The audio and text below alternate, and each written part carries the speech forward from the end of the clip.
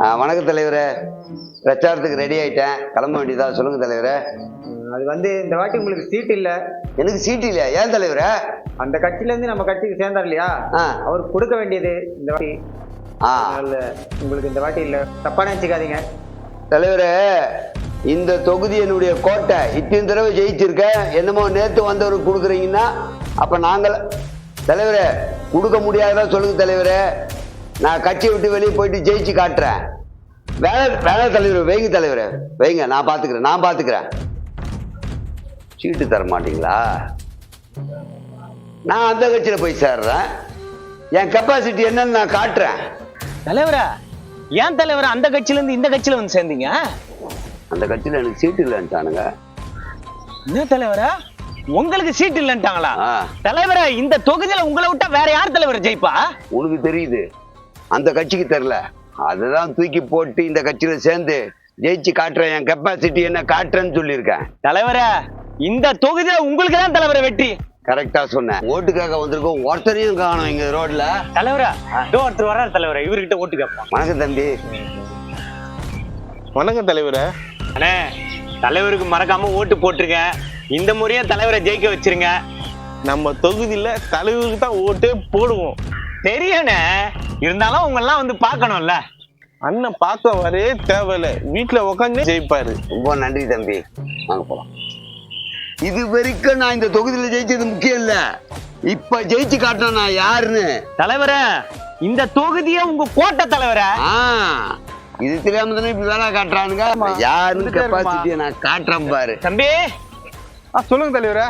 வணக்கம்பா. என்ன தலைவரே இவ்வளவு தூரம்? அது ஒண்ணு இல்ல தம்பி, இந்த தேர்தலையும் நான் போட்டிடுறேன். எனக்கு ஓட்டு போட்டு நீங்க ஜெயிக்க வைக்கணும். தலைவரே, நீ எதுக்கு இங்க வர? என்ன சொல்றேன் தம்பி? என்னப்பா சொல்ற? இந்த தொகுதியில எப்பவுமே நீ தான் ஜெயிப்ப, இது நான் புதுசா வந்து ஓட்டு கேட்கறது. அது சரி தம்பி, இருந்தாலும் ஒரு மரியாதைக்காக. என்ன தலைவர் மரியாதை? தாயா புள்ளியா பையிட்டு மரியாதை நான் வேண்டி கிடக்குது. கோவப்படுத்தாதீங்க தலைவரே. கோவப்படாத தம்பி, நம்ம ஓட்டு கேட்க வரும்போது வீடு வீடா கேட்கறது வழக்கம் தானே. அதெல்லாம் மத்த வேட்பாளர், உங்களுக்கு கிடையாது. கிளம்புங்க, ஃபர்ஸ்ட் கிளம்புங்க தலைவரே. இவன் மரியாதை தர்றானா இல்ல திட்டானா தெரியல தலைவரே. வந்துருங்க, போயிடுவோம். வரப்பா தலைவரே. ஊர் மக்கள்லாம் உங்க மேல மரியாதை வச்சுக்கிறத பார்க்கும்போது புல் அரிக்குது தலைவரே. அப்படிதான் நம்ம செல்வாக்கு அது எல்லாமே. சார், அம்மா, பிச்சையா கேக்குற தலைவரே? ஓட்டு கூட ஒரு விதத்துல பிச்சை தான் தலைவரே. சட்டமா சொல்லாத.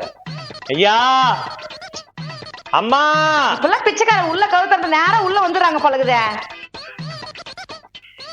வாங்க வாங்க தலைவரே. அம்மா, தலைவருக்கு நீங்க மறக்காம ஓட்டு போட்டு ஜெயிக்க வைக்கணும்மா. தம்பி, நீ என்ன புதுசா? ஏமா இப்படி கேக்குறீங்க? எங்க தொகுதியில எப்பவுமே இவர் தான் நிப்பாரு, இவர் தான் ஜெயிப்பாரு. என்ன தலைவரே புதுசா ஓட்டு எல்லாம் கேட்டு அசிங்கப்படுத்துறீங்க? அப்படி இல்லம்மா, ஓட்டுன்னு கேட்டு வீடு வீடா வந்து கேட்கறது தான் ஒரு முறை. அதனாலதான் கேட்டேன்.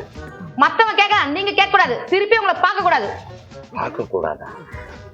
பார்க்க கூடாதுன்னா என்ன சொல்ல வராங்க? தலைவரே, நீங்க தான் ஜெயிப்பீங்க, போங்க.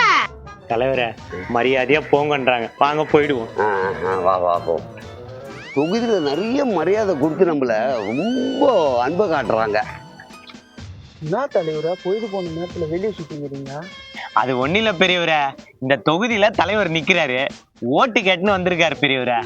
தம்பி, இவரு இன்னைக்கு நேரத்துக்கு தெரியாது, பல வருஷமா தெரியும். அதெல்லாம் சரிதான் பெரியவரே, ஓட்டு கேட்டு வந்திருக்கேன். கேக்குறேன்னு தப்பா நினைச்சுக்காதீங்க. இத்தனை தடவை ஜெயிக்க வச்சான்ல, இந்த தடவை ஜெயிக்க வைக்க தெரியாதா? அது இல்ல பெரியவரே, ஒரு மரியாதைக்கு. எல்லாம் எங்களுக்கு தெரியும்டா, அட போடா. சொல்லு. ரிசல்ட் தானே, நான் தான் ஜெயிப்பேன். சொல்லுவாங்கல்ல, படுத்தே ஜெயிச்சாருன்னு, அது நான் தான். நன்றி. அதுக்குள்ள இன்னொரு காலா. ஹலோ, சொல்லு. ரிசல்ட் வந்துட்டு இருக்கா? பயங்கர லீடிங் இருக்குமே நம்மளது. எது தோத்துட்டேனா நானா? ஏய் நல்லா பார், நான் தோத்துட்டேனா? தலைவரே.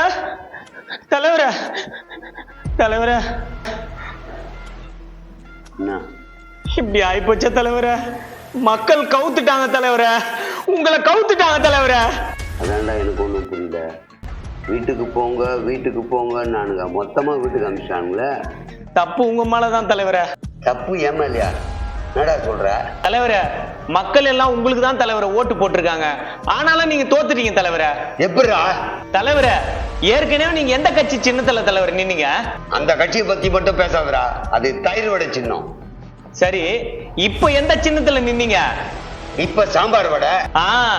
நீங்க பல தடவை தயிர் வடை சின்னத்துல நின்னீங்களா? ஆமா. இப்பவும் நீங்க தயிர் வடை சின்னத்துல தான் நின்னிருக்கீங்கன்னு அதுலயே குத்துன்னு குத்திட்டாங்க தலைவரே. அட பாவிங்களா? தலைவரை அடப்பாவீங்களான்னு சொல்லி இப்ப புலம்பி என்ன தலைவரை பிரயோஜனம்? அந்த கட்சியில நிக்கும் போது அது தயிர் வடை சின்னம், இந்த கட்சியில நீங்க நிக்கும் போது சாம்பார் வடை சின்னம். இந்த சாம்பார் வடை சின்னம் தாண்டா இப்ப நான் நிக்கிறேன்னு சொல்லி ஓட்டு நீங்க கேட்டிருந்தீங்கன்னா உங்களை எல்லாம் ஓட்டு போட்டு ஜெயிக்க வச்சிருப்பாங்கல்ல. அட போங்க தலைவரை. அட போடா.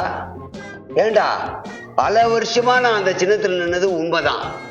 இப்ப நான் சின்னம் மாறினா அதுக்காக அதே சின்னத்துல போடுவாங்களா? அறிவு இல்லையா உங்களுக்கு? தலைவரை, சின்னம் ரொம்ப முக்கியம் தலைவரை. அந்த கட்சியில அந்த சின்னத்துல நின்னீங்க, சரி. இப்போ இந்த கட்சி சின்னத்தை மக்கள் கிட்ட புரிய வச்சிருக்கணும்ல. கரெக்டு தான்டா.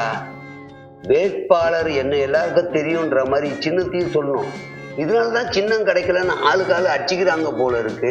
அப்படி புதுசா சுயேட்சை சின்னத்துல போய் நான் நின்னா என் கதி என்ன ஆகுது?